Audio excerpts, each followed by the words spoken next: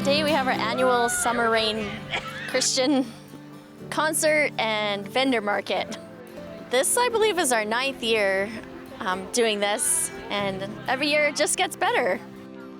Summer Rain's purpose is to have the gospel Christian music brought to the community in a different environment than a church, and then the market atmosphere of it just makes it a little more comfortable for people.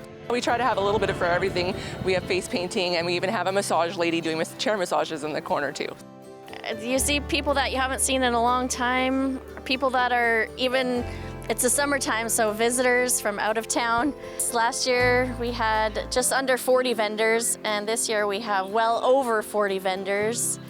People come from all over the place. We have people that come from Vancouver and Port Hardy and Up Island, Courtenay, Campbell River, and they just come and want to just support and be a part of what we have going on. Wholesome family fun, no alcohol, and just we usually have face painters and balloon tiers, and I do believe there is face painters here today.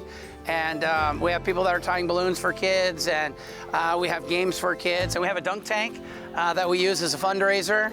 The proceeds of that go to help fund the event, pay for our musicians that come from out of town, etc. It's hard to find something that the whole family can go to in town. Lots of times it's just things for kids or just things for adults, so this is something that the whole family can enjoy together, some good, clean fun. And that's the whole goal, is for people to come together, to get along, and just to put all your cares aside and have a good time and meet new friends. Every year it's building. Would be awesome to be able to have vendors across this whole field. What would it look like if we were able to have 100 or 120 vendors here next year?